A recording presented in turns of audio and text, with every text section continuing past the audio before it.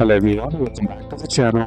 Hope you are doing well and fine, and in today's video I'll be showing you how to install Norton VPN on Firestick. So without wasting any time, let's just jump right on the video and make sure to watch this video till the end and follow the steps as well. Norton VPN does not officially support Amazon Fire TV or Firestick. There is no native Norton VPN app in the Fire TV App Store. So what does it mean? No official Firestick app and manual install APK may install but usually does not work properly, and there are reliable alternatives that work perfectly on Firestick. So can you install Norton Secure VPN on Amazon Firestick? There is no official method available. Norton Secure VPN is not built for Fire TV. It's designed for Windows, Mac OS, and Android phones or iOS, and Amazon Fire OS blocks some of its required services. Some of the official method is APK sideload, and why it's not recommended is some users try to sideload the Android mobile APK by using the downloader, and the problems you face is app opens but won't connect, stuck on login screen,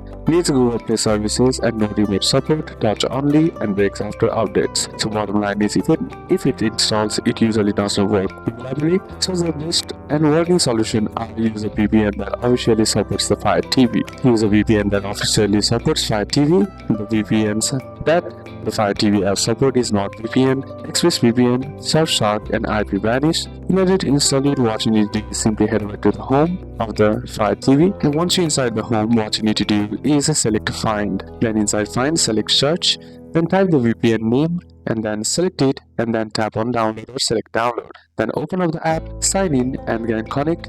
And these apps are remote friendly and can auto connect and gives you stable streaming and no side loading needed. So these are a couple of steps that you can apply, and that's it for today's video, guys. Hope this video was useful to you. Leave a like if it did, comment down any questions that you have, and see you soon on the next one.